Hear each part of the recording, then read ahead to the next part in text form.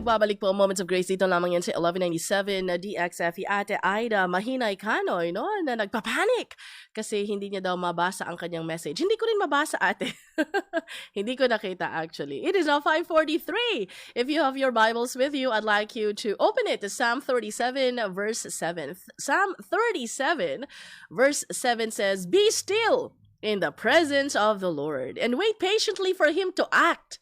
Do not worry about evil people who prosper or fret about their wicked schemes." Nako, alam nyo when I came across this verse last night, no, parang bigla akong, nagpanic or siguro na kinabahan or nahimasmasan. It was a iba't ibang klaseng emosyon ang lumabas sa aking puso, no? When I read Psalm 37 verse 7. Imagine, no, tanggap ko itong be still in the presence of the Lord. Although minsan ang hirap gawin, no? Kasi alam niyo yun, parang ang katikati ng kamay mo, katikati ng paa mo na dapat may gawin ka. Ang hirap mag-antay, no? Even if we wait, nako, yung ating mga relo, tinitignan natin palagi, ang tagal naman, anong oras ba darating, 6:00 ang usapan, 6:30 na ngayon. Di ba minsan, ang hirap na tumahimik na lamang habang tayo'y nag-aantay. And the same is true when we wait on God to act. Kasi ang tagal-tagal ko nang pinagpipray ito, ate, pero parang wala pa rin nangyayari, no? Napapakinggan ba ako ng Panginoon? No, ito medyo to sa atin, sanay-sanayan lamang ito, no? Kasi lagi tayong impatient when it comes to waiting on the Lord, no? And itong second phrase ng verse na ito, "and wait patiently for Him to act." It is so difficult to wait for God to act in our behalf. No, yung ating mga hustisyang hinihingi. Ilang taon na ako nag-aantay, wala pa rin. Lord, itong sakit ko, no? Ilang doktor na ang aking napuntahan, pero wala pa rin, no? When are you going to do something about my situation, Lord? Itong anak ko na pinagpipray ko na pagkatagal-tagal na sana maghiwalay na sila ng boyfriend niya or ng girlfriend niya. Lord, ilang buwan na, ilang taon na pong niluluhod ko ito sa inyo. Ang tagal niyo na pong kumilos, Lord. No? Minsan ganun yung ating mga iniisip. No? We cannot wait patiently for God to act. Pero ito yung medyo natawa ako, na nahiya ako, no? The second sentence of Psalm 37 verse 7. "Do not worry about evil people who prosper or fret about their wicked schemes." No, ito yung pumapasok na yung Lord, napaka-unfair. Compared sa kanya, di hamak na mas mabait naman ako. Pero bakit siya yung umaasenso? Lord, napaka-evil po ng pamilyang yan. Pero bakit wala silang problema sa pera? Aside sa wala silang problema sa pera, Lord, napaka-healthy pa nila. Kami na nagsisimba everyday. Kami na nagsiserve sa inyo. Kami pa tong walang pera, kami pa tong may sakit, kami pa tong nagkakaroon ng problema sa aming mga relationships. It is so unfair. Diba? Kasi when evil people prosper, we think that it is unfair. Na parang, teka lang, hindi pwede ito, no? Dapat siya mas mahirapan kaysa sa akin. Kasi di hamak na mas mabait ako sa kanya. Alam nyo mga ka-moment, sometimes we look for explanations sa mga bagay-bagay na nangyayari sa ating mga buhay. No, na parang, Lord, i-explain mo nga sa akin, bakit ito ang aking sitwasyon ngayon? Can you imagine asking God to explain to you and me bakit niya inaalaw ang mga bagay-bagay na mangyari sa buhay natin? Lord, bakit niyo po hinayaan na magkahiwalay kami ng asawa ko? Lord, bakit niyo po kinuha ng maaga ang aking anak? Lord, I've been a good employee, pero bakit hindi po nakikita ng boss ko? Ito ngayon, no? I'm served with a warning na paaalisin na ako. Lord, bakit? Why? Alam niyo mga ka-moments, in case you do not know, God does not owe us any explanation. Minsan, di ba, yan yung ating mga linyahan sa ating mga anak. Because I'm your mom. I don't need to explain things to you because I'm the parent here. Di ba? Or minsan, siguro ikaw yung boss na, teka lang, boss ako. Bakit ako mag-e-explain sa iyo na ikaw ay isang rank and file lang? No, yung mga usong linyahan ng mga bata, ikaw ay hampas lupa lamang. Bakit ako mag-e-explain sa iyo? Pero alam nyo, minsan nakakatawa, no? Or nakaka-insulto, whatever the case may be. Pero minsan, mga ka-moments, when we ask God why, when we ask God to explain things to us, parang ganun ang ating ginagawa sa Kanya. No, hindi nga natin ma-demand sa ating mga boss, sa ating mga supervisors na i-explain ang mga bagay-bagay sa atin. No, can you demand from the president of your company to explain bakit ang mga policy ng inyong kumpanya ay ganito? Hindi naman, di ba? Lalo na pag ikaw ay rank and file, na wala kang boses, ikaw ay tagagawa lamang ng kung anong ipapagawa sa iyo. But why is it that when it comes to God and our relationship with Him and the way He does things in our lives, we feel that God needs to explain Himself sa atin? Lord, bakit nangyari ito? Bakit hindi mo hinayaan na bakit mo hinayaan na magkasira-sira ang relationship namin? Lord, why did you allow me to be frustrated? Why did you allow me to get sick? Alam niyo yung mga why? No, na parang minsan nahihirapan tayong maghingi ng explanation sa mga nakakataas sa atin. Pero kung humingi tayo ng explanation kay God, parang mas mababa ang Panginoon sa atin.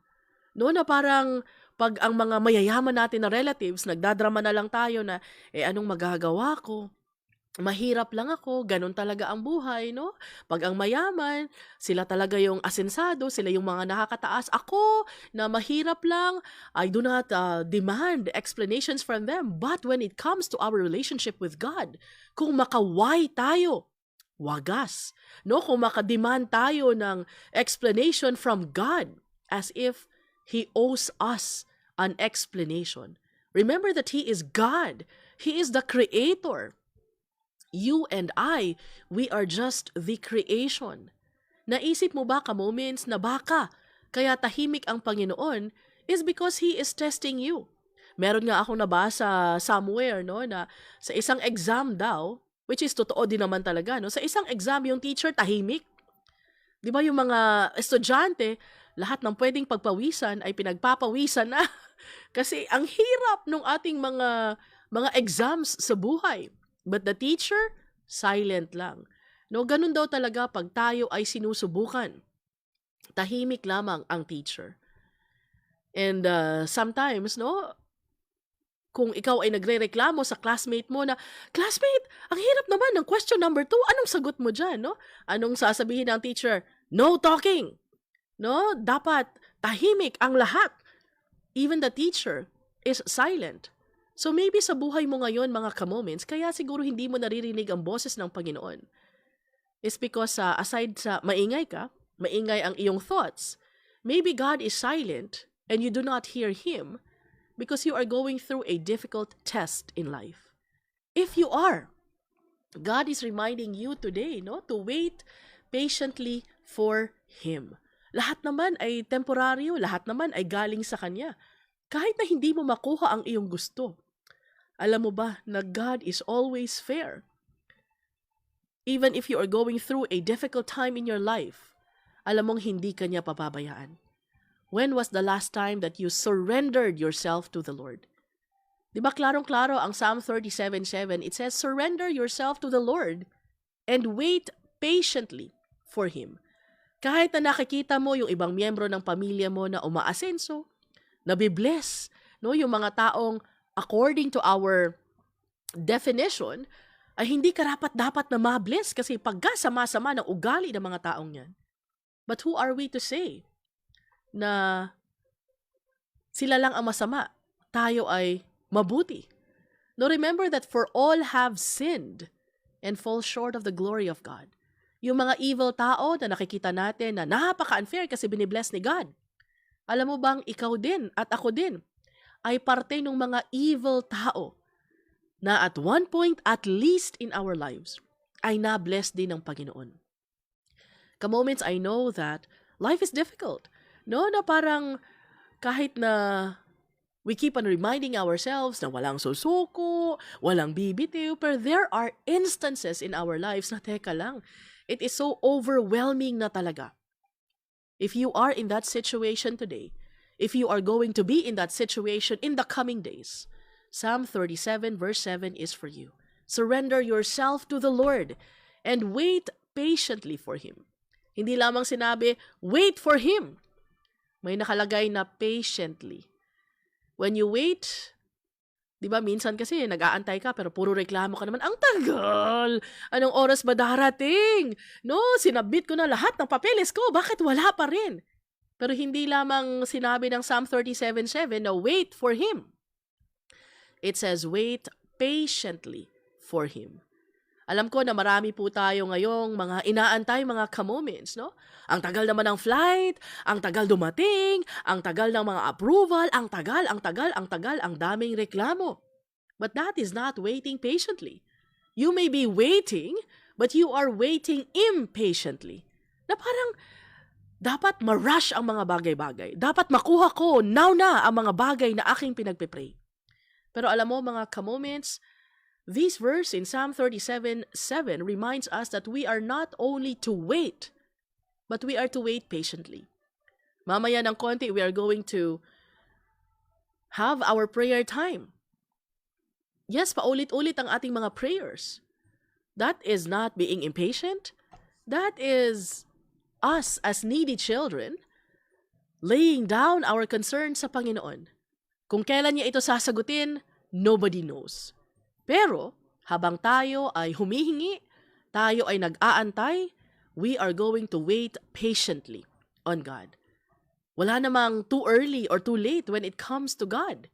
Lahat ng kanyang inaalaw na mangyari is perfectly on time, in His time, not in your time and mine. Siguro this week or next week, no, merong mga matinding pagsubok na pagdadaanan.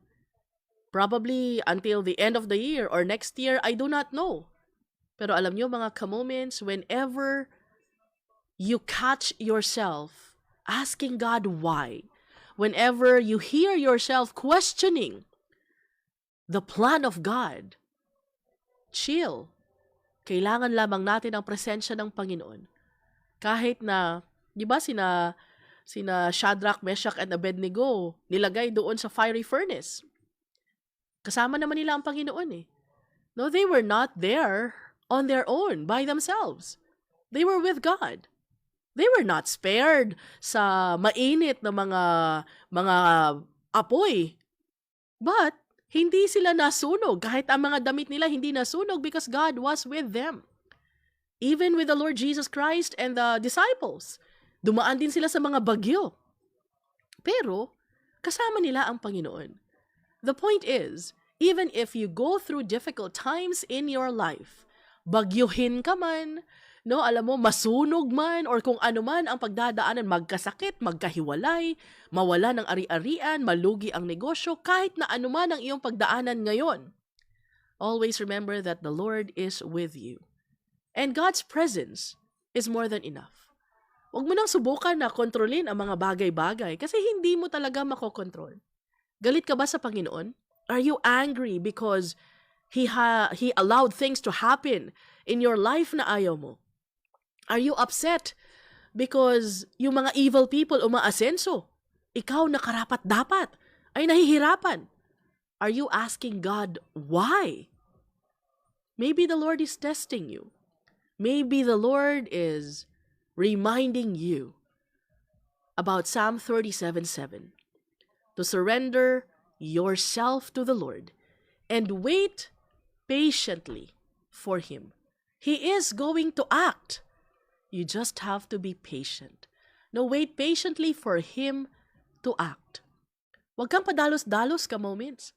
Huwag mong pipiliting gawin ang mga bagay in your own terms and in your own time. Kasi alam mo, ikaw lang din ang magsasuffer. Ang dami ko na pong ginawang desisyon sa buhay ko because I was so impatient. O di sinong nahirapan? Ako lang din. Imbes na matapos na sana ang mga paghihirap, hindi! Kasi nagmamarunong, nagmamagaling.